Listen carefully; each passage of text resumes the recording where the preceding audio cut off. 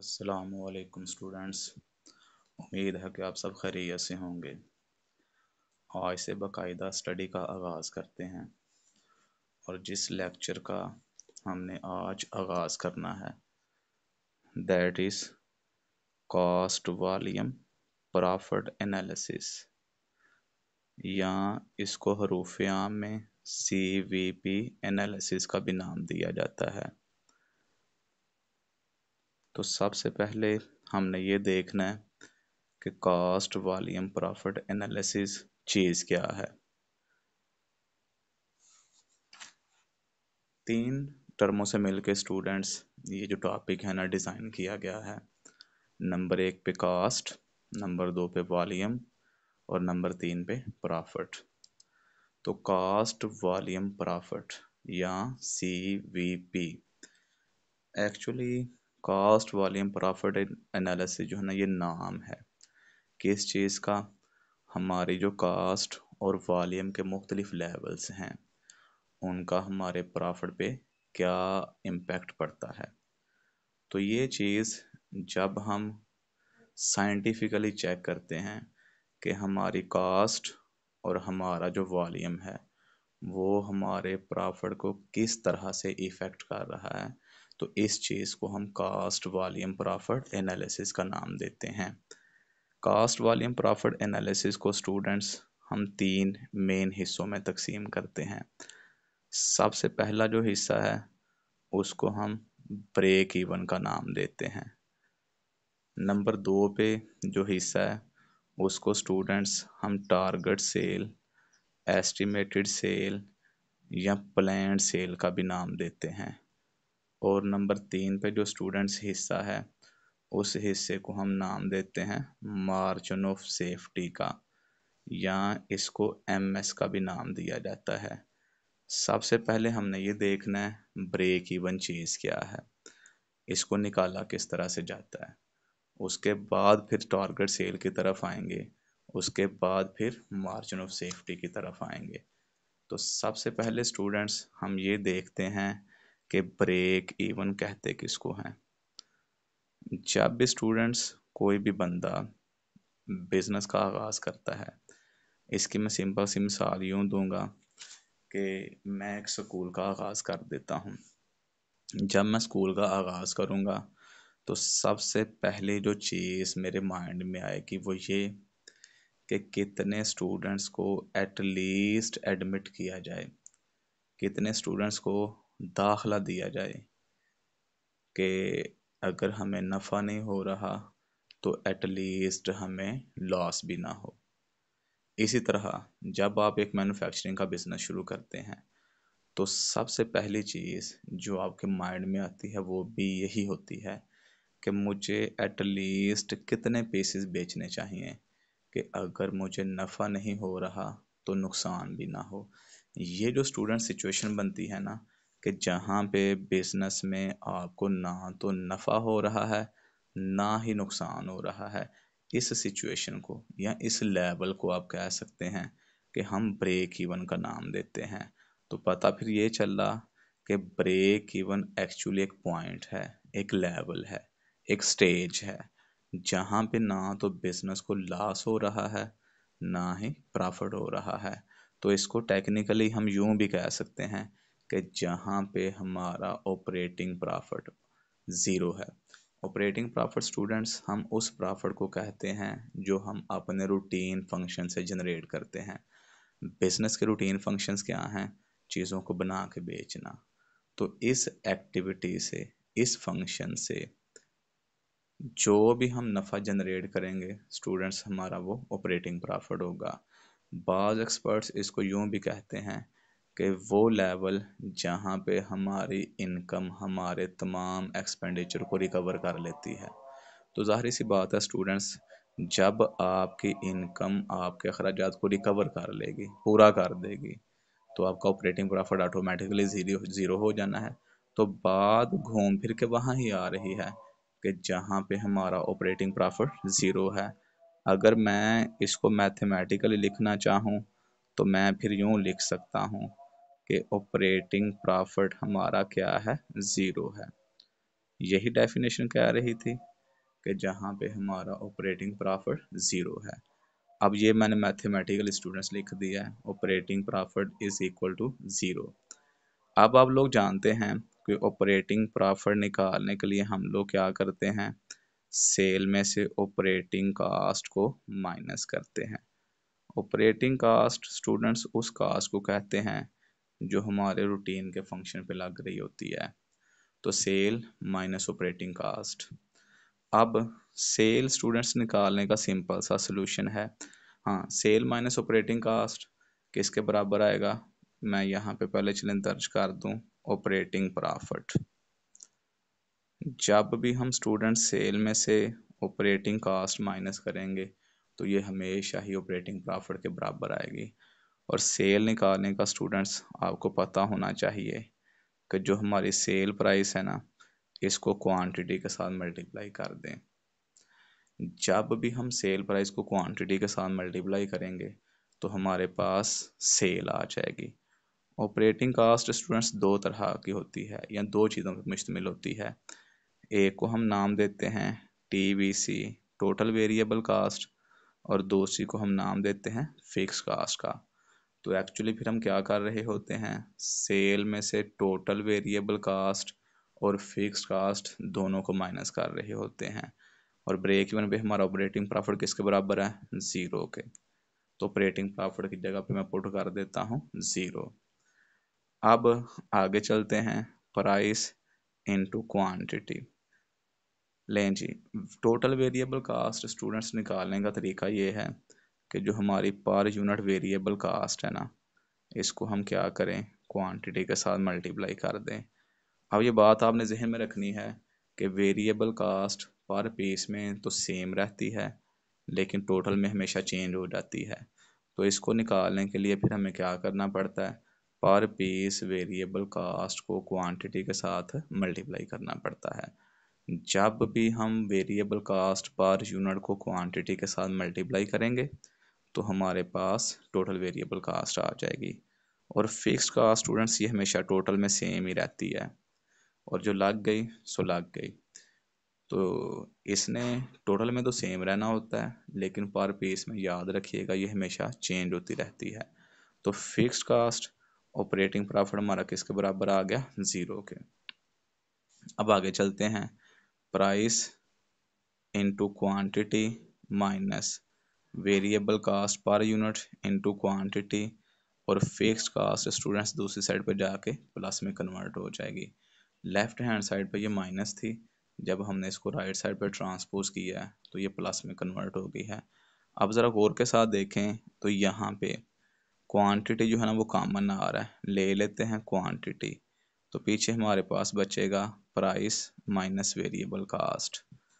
तो quantity into price minus variable cost, और ये हमारे पास किसके बराबर आ जाएगा, फिक्स कास्ट के। अब ये जो इक्वेशन आई है ना स्टूडेंट्स हमारे सामने, जिसको मैं हाईलाइट कर रहा हूँ, इस इक्वेशन की मदद से ये जो चार एलिमेंट्स लिखे हुए हैं, क्वांटिटी, प्राइस, वेरिएबल कास्ट और फिक्स कास्ट, चारों में से कोई भी वैल्यू मिसिंग हो तो फाइंड आउट की जा सकती है। लेकिन यहाँ पे हमने फाइंड करनी है क्वांटिटी।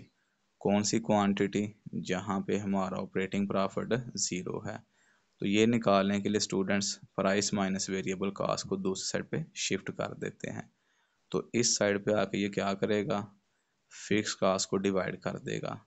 तो इक्वेशन फिर हमारे पास क्या बनी, quantity is equal to fix cost divided by price minus variable cost.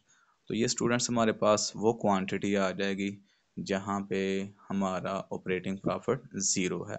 तो मैं फिर इसकी बेस लगा देता हूँ ब्रेक इवन, मतलब ब्रेक इवन क्वांटिटी, यानी वो क्वांटिटी जहाँ पे हमारा ऑपरेटिंग प्रॉफिट एग्जैक्टली ज़ीरो है। तो जब भी स्टूडेंट्स हम ये फार्मूला इस्तेमाल करेंगे तो हमारे पास वो क्वांटिटी लेवल आ जाएगा जहाँ पे हमारा ऑपरेटिंग प्रॉफिट क्या होगा, ज़ीरो होगा, या जिसको हमने ब्रेक इवन क्वांटिटी का नाम दिया है। तो इसकी एक एग्जांपल करने की कोशिश करते हैं ताकि मामला जो है ना वो मज़ीद हमारे लिए अंडरस्टैंडेबल हो। एग्जांपल, आपको समझाने के लिए मैं स्टूडेंट्स फ़र्ज़ कर लेता हूँ कि हमारी जो फिक्स्ड कास्ट है ना वो 2,10,000 लग रही है, और मज़ीद मैं फ़र्ज़ कर लेता हूँ कि जो पर पीस प्राइस है ना वो 15 रुपये है, और मज़ीद मैं ये फ़र्ज़ कर लेता हूँ कि वेरिएबल कास्ट पर पीस जो है ना वो 5 रुपये है। यानी फिक्स कास्ट 2,10,000 रुपये है, पर पीस जो प्राइस है सेल वो 15 रुपये है, और वेरिएबल कास्ट जो है ना वो हमारे पास 5 रुपये है। हम निकालना चाहते हैं break even quantity, question mark. Break even quantity निकालने के लिए स्टूडेंट्स यहाँ पे मैं फार्मूला पहले दर्ज करता हूँ। Break even quantity is equal to fix cost divided by price minus variable cost. फार्मूले में स्टूडेंट्स वैल्यूज पुट कर देते हैं। फिक्स कास्ट जो है वो हमारे पास 2,10,000 है, प्राइस स्टूडेंट्स हमारे पास 15 रुपये है, और वेरिएबल कास्ट एक पीस की 5 रुपये है। वैल्यूज पुट हो गई, अब इसको हल कर लेते हैं। 2,10,000 इसका बटा 10, 2 10 को स्टूडेंट्स 10 के साथ तकसीम करें तो ये हमारे पास आ जाएगी 21,000 यूनिट्स। तो इसका मतलब ये हुआ कि हमें 21,000 पीसेस जो है ना वो बेचने पड़ेंगे, तो हमारा ऑपरेटिंग प्रॉफिट जो है ना एग्जैक्टली किसके बराबर आ जाएगा, 0 के। अब स्टूडेंट्स अगर हम सेल निकालना चाहते हैं, ये जो फार्मूला मैंने आपके सामने निकाला है ये तो हमें बता रहा है ना क्वांटिटी कैसे आएगी, ब्रेक इवन। अब अगर हम सेल निकालना चाहते हैं तो ब्रेक इवन सेल स्टूडेंट्स निकालने का सिंपल सा तरीका है कि आप सिंपली क्या करें, जो ब्रेक इवन क्वांटिटी है उसको पर पीस सेल प्राइस के साथ मल्टीप्लाई कर दें। जब भी हम ब्रेक इवन क्वांटिटी को पर पीस सेल प्राइस के साथ मल्टीप्लाई करेंगे तो हमारे पास ब्रेक इवन सेल आ जाएगी। मसलन 21,000 पीस स्टूडेंट्स हमने सेल करने हैं, और एक पीस की जो सेल प्राइस है ना वो 15 रुपये है। तो अब इसको मल्टीप्लाई करके देख लेते हैं, तो ये हमारे पास आ जाएगा 0 0 0 5 4। लें जी, ये स्टूडेंट्स हमारे पास आ गया 4,05,000। तो इसका मतलब ये हुआ कि जब भी हमें ब्रेक इवन क्वांटिटी के बाद सेल कैलकुलेट करनी पड़ेगी तो सिंपली हम क्या करेंगे, जो ब्रेक इवन क्वांटिटी है उसको सेल प्राइस पर पीस के साथ मल्टीप्लाई कर देंगे। जब भी हम ब्रेक इवन क्वांटिटी को सेल प्राइस के साथ मल्टीप्लाई करेंगे तो स्टूडेंट्स हमारे पास हमेशा ही क्या आ जाएगी, ब्रेक इवन सेल आ जाएगी।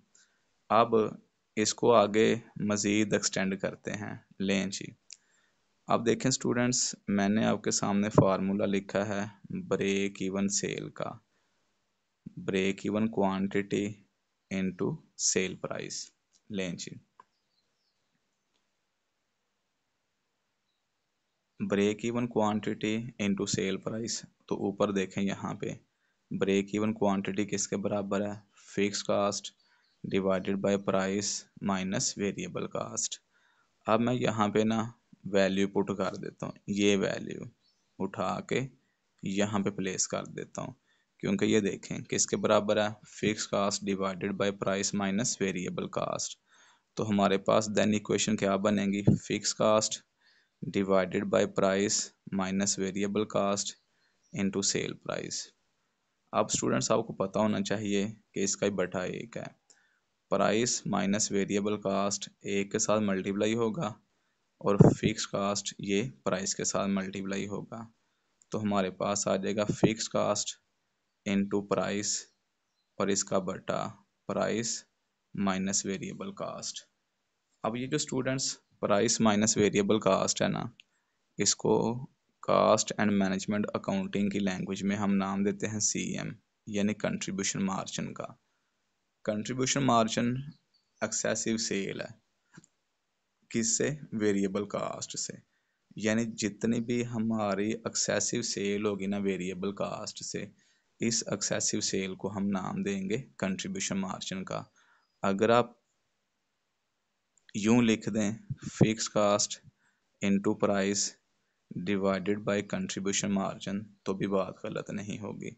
अब स्टूडेंट्स आगे निकलें तो प्राइस ऊपर मल्टीप्लाई हो रहा है फिक्स कास्ट के साथ, इस तरह 4 के साथ देखें, इसको अब नीचे शिफ्ट करेंगे तो ये कंट्रीब्यूशन मार्जिन को डिवाइड कर देगा।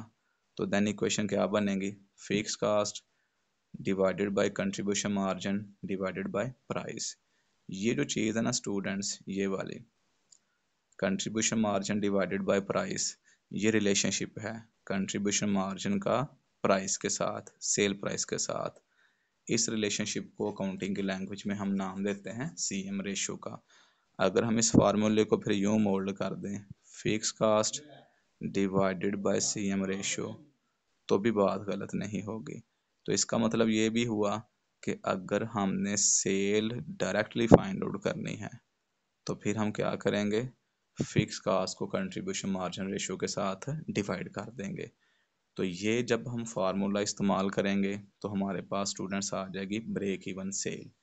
लेकिन जो याद रखने वाली बात है वो ये कि ये फार्मूला हमने नॉर्मली तब इस्तेमाल करना होता है जब हमारे पास ब्रेक इवन क्वांटिटी नहीं होती, क्योंकि ब्रेक इवन क्वांटिटी की गैर मौजूदगी में, और ब्रेक इवन क्वांटिटी ये भी जहन में रखिएगा कि निकल भी नहीं सकती। अगर तो ब्रेक इवन क्वांटिटी निकल आती है ना, फिर तो मसला ही कोई नहीं। जब नहीं निकलेगी तो फिर हमें क्या करना पड़ेगा, फिक्स्ड कास्ट को कंट्रीब्यूशन मार्जिन रेशियो के साथ डिवाइड करना पड़ेगा। तो हमारे पास आ जाएगी ब्रेक इवन सेल। ये था स्टूडेंट्स हमारे पास तरीका कैलकुलेट करने का ब्रेक इवन को, जो डिफरेंट एंगल्स थे फिलहाल इनिशियल स्टेज पे वो हमने देख लिए। तो आगे स्टूडेंट्स नंबर 2 पे जो हमारा हिस्सा था, उस हिस्से को हमने नाम दिया था टारगेट सेल का। टारगेट सेल कह लें, एस्टिमेटेड सेल कह लें, बजटेड सेल कह लें, एक ही बात है। तो टारगेट सेल लें जी। टारगेट सेल क्या है, इसको समझने के लिए सबसे पहले हम देखते हैं बिजनेस का गोल। ये ज़हन में रखिएगा, ये जो गोल है बिजनेस का, दैट इज एस्टिमेटेड।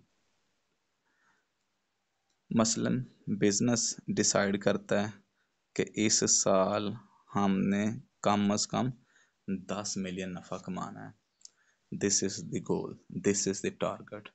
जब बिजनेस 10 मिलियन का टारगेट सेट कर लेगा ना, तो जाहिर सी बात है ये 10 मिलियन ऐसे नहीं कमाया जाना। You have to sell out your product.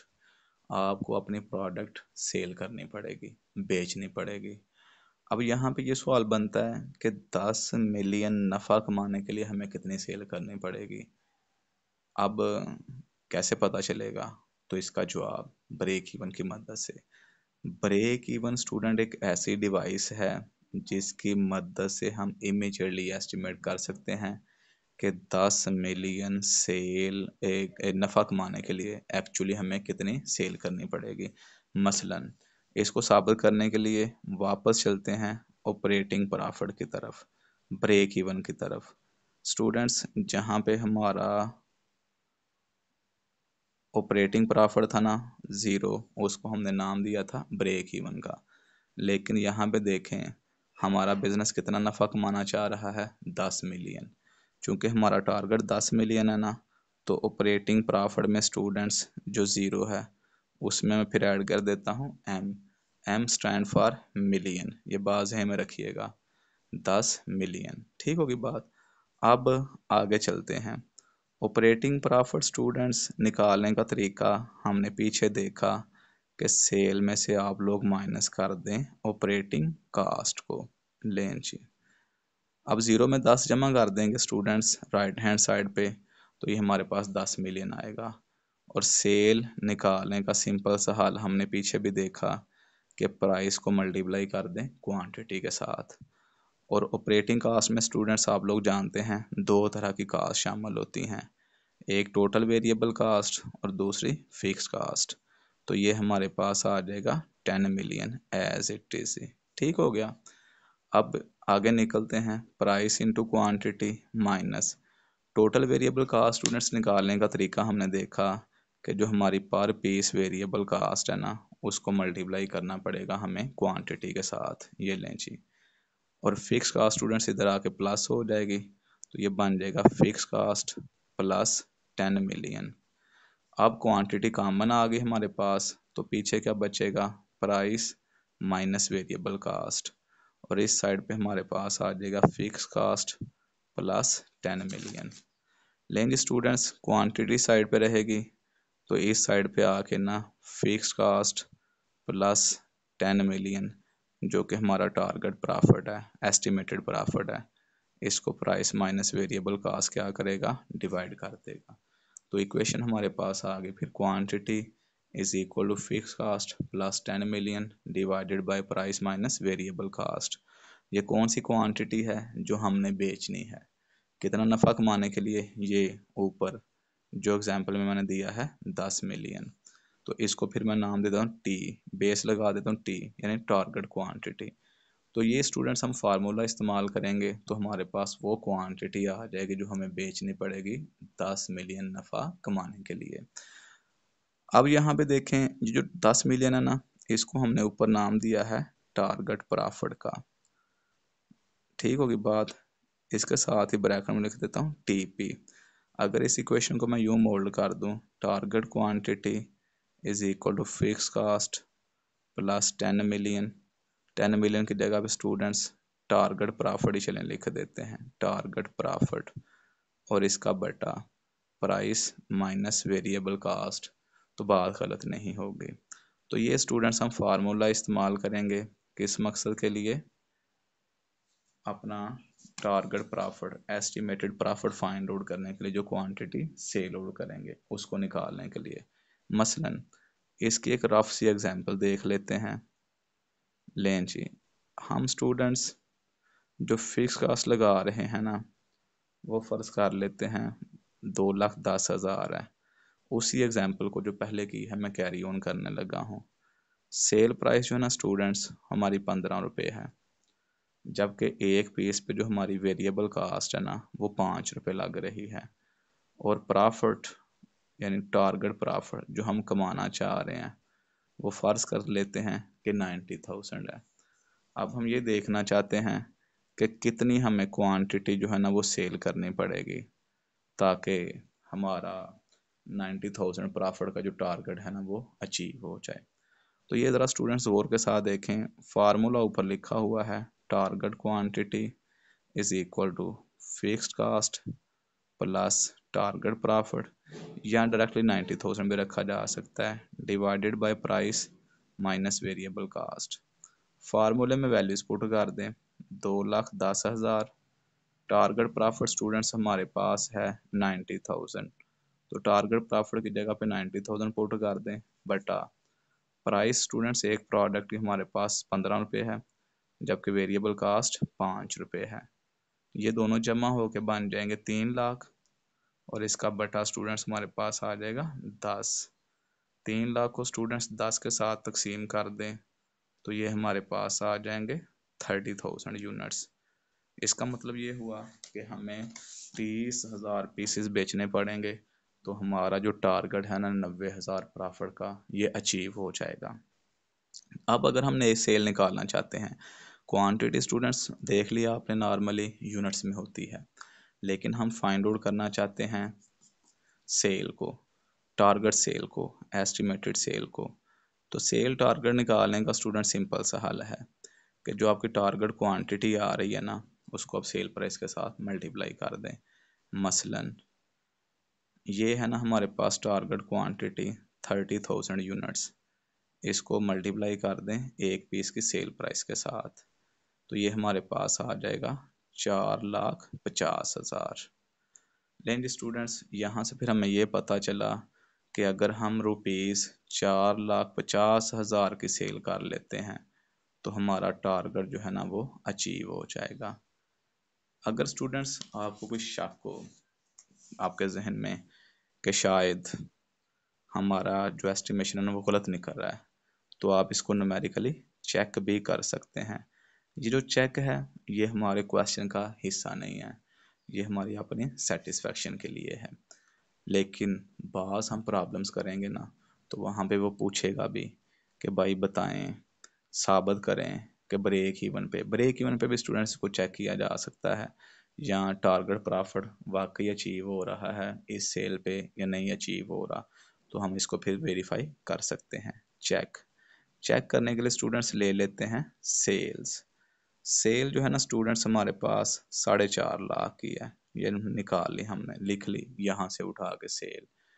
अब इसमें से लेस कर देते हैं वेरिएबल कास्ट वीसी। कितने पीस स्टूडेंट्स हमने सेल आउट करने हैं? 30,000। ठीक होगी बात। और एक पीस पे वेरिएबल कास्ट लग रही है 5 रुपये, तो मल्टीप्लाई करें तो ये हमारे पास आ जाएगा 1.5 लाख। फर्क 3 लाख। इस 3 लाख को स्टूडेंट्स नाम दे देते हैं कंट्रीब्यूशन मार्जिन का। पीछे भी हमने देखा कि ये एक्सेसिव सेल है वेरिएबल कास्ट से। जितनी भी एक्सेसिव सेल होगी वेरिएबल कास्ट से, कंट्रीब्यूशन मार्जिन का नाम देंगे उसको, less fix cost. Contribution margin में स्टूडेंट्स दो चीज़ें होती हैं, एक प्रॉफिट और एक फिक्स कास्ट। प्रॉफिट नॉर्मली तब होता है जब कंट्रीब्यूशन मार्जिन फिक्स कास्ट से ज़्यादा होगा, और अगर कम होगा तो फिर डेफिनेटली लॉस है। Fix cost 2,10,000। 3 लाख में से 2,10 माइनस करें तो बाकी हमारे पास बचेगा 90,000। इस 90,000 को नाम देंगे ऑपरेटिंग प्रॉफिट का। लें जी स्टूडेंट्स, ऑपरेटिंग प्रॉफिट हमारा आ गया 90,000। यही हमने डिसाइड किया था कि 90,000 कमाना है, तो यही वैल्यू हमारे पास आ गई 90,000। अब स्टूडेंट्स देखें, यहाँ पे हमने ये इक्वेशन लिखी है, target sale is equal to target quantity into price. तो यहाँ पे स्टूडेंट्स देखें ज़रा, हमारी टारगेट क्वांटिटी किसके बराबर है, ये इसी में को मैं एक्सटेंड करता हूँ। ये देखें ज़रा, target sale is equal to target quantity into price. तो ये ज़रा देखें स्टूडेंट्स, हमारी टारगेट क्वांटिटी किसके बराबर है? Fix cost plus target profit divided by price minus variable cost. अगर हम इसको उठा के इसकी जगह पे पुट कर दें, ये देखें, fix cost plus target profit divided by price minus variable cost, तो प्राइस एज इट इज़ ही आ जाएगी। अब फिर वही बात आ गई, इसका बटा 1 है, प्राइस इनके साथ मल्टीप्लाई होगा और 1 इनके साथ मल्टीप्लाई होगा, और ये पूरी जो बटे से ऊपर वाली वैल्यूज़ है ना, fix cost plus target profit, price इनके साथ मल्टीप्लाई होगी। इसी तरह ये जो 1 है बटा ये इनके साथ मल्टीप्लाई होगा, तो हमारे पास सिचुएशन क्या बनेगी? Target sale is equal to fix cost plus target profit into price, और इसका बटा प्राइस माइनस वेरिएबल कास्ट। इसको स्टूडेंट्स हमने नाम दिया था कंट्रीब्यूशन मार्जिन का। अगर हम इसको रिप्लेस करके इसका नाम यहाँ पे दर्ज कर दें, fix cost plus target profit, और ये हमारे पास आ जाएगा इनटू प्राइस बटा कंट्रीब्यूशन मार्जिन। तो प्राइस नीचे आकर स्टूडेंट्स डिवाइड कर देगा ना कंट्रीब्यूशन मार्जिन को, तो ये हमारे पास आ जाएगा target sale is equal to fix cost plus target profit divided by contribution margin, और इसका बटा प्राइस। अब ये जो बटा ना कंट्रीब्यूशन मार्जिन बटा प्राइस, ये रिलेशनशिप बन गया है सेल का प्राइस के साथ, तो इसको हमने पीछे भी नाम दिया था CM रेशियो का। तो इसकी जगह पे स्टूडेंट्स इसका नाम प्लेस कर देते हैं, target sale is equal to fix cost plus target profit, और इसका बटा CM रेशियो। अब ये बात ध्यान में रखिएगा कि जब भी हमने टारगेट सेल फाइंड आउट करनी है लेकिन टारगेट क्वांटिटी है भी नहीं और निकल भी नहीं सकती, तो फिर स्टूडेंट्स हम हमेशा ही ये फार्मूला इस्तेमाल करेंगे, target sale is equal to fix cost plus target profit divided by CM ratio. इसी के साथ स्टूडेंट्स हमारा टारगेट सेल का सिलसिला भी फाइंड आउट करने का कंप्लीट हो गया। अब स्टूडेंट्स हमारा जो तीसरा हिस्सा था ना, उस हिस्से को हमने नाम दिया था मार्जिन ऑफ सेफ्टी का। तो यहाँ पे ना नंबर 3 डाल के मैं दर्ज करता हूँ मार्जिन ऑफ सेफ्टी। या MS का भी हम इसको नाम दे सकते हैं। मार्जिन ऑफ सेफ्टी स्टूडेंट्स क्या है? ये एक्चुअली सेल का वो लेवल है जिसको हम सेक्रीफाइस कर सकते हैं। कब तक? जब तक हमें नुकसान ना होना शुरू हो जाए। मार्जिन ऑफ सेफ्टी, नाम से पता चल रहा है कि ये वो मार्जिन है या वो फर्क है या वो लेवल है सेल का जहाँ पे हम क्या हैं, सेफ हैं। यानी अगर ये सेक्रीफाइस हो भी जाए तो we would never bear losses, तो हमें नुकसान नहीं होगा। यानी ये सेक्रीफाइस किया जा सकता है। क्यों सेक्रीफाइस किया जा सकता है? क्योंकि स्टूडेंट्स ये एक्चुअली सेल ही वो है जो ब्रेक इवन से अबव की है। तो अगर सेक्रीफाइस हो भी जाएगी तो हमें लॉस नहीं होगा, क्योंकि हमने पीछे देख लिया कि ब्रेक इवन पे हमारा ऑपरेटिंग प्रॉफिट एक्चुअली किसके बराबर था, 0 से। तो ब्रेक इवन पे चूंकि हमारी कास्ट रिकवर हो जाती है, ये उससे ऊपर वाली सेल है, अबव सेल है, ओवर एंड अबव सेल जिसको आप कहते हैं ना ब्रेक इवन। तो ब्रेक इवन पे चूंकि कास्ट रिकवर हो चुकी थी, ये हिस्सा सेक्रीफाइस हो भी जाएगा, there will be no loss, इसलिए तो वो कह रहा है वी आर सेफ हेयर, हम यहाँ पे सेफ हैं। तो इसको स्टूडेंट्स निकालने का तरीका सिंपल सा है कि आप ऐसा करें, जो आपकी सेल है ना टोटल, उसमें से आप क्या करें, अपनी ब्रेक इवन सेल को माइनस कर दें।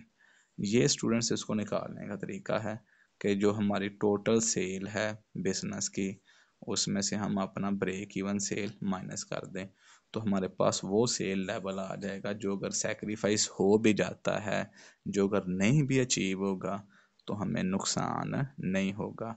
मसलन हमारी जो फ़र्ज़ कर लें सेल ना, जैसे प्रीवियस एग्जांपल में हमने देखा कि ब्रेक इवन सेल जो है ना, फ़र्ज़ कर लें 4,05,000 आ रही है, तो हमारी जो टोटल सेल है वो फ़र्ज़ कर लें 6 लाख की है।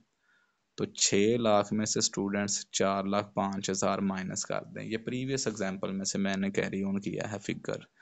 तो 1,95,000, ये स्टूडेंट्स वो सेल है जो अगर ना भी हो तो हमें नुकसान नहीं होगा, हेयर वी आर सेफ। और एक अक्सर वो आपसे पूछ लेता है मार्जिन ऑफ सेफ्टी रेशो,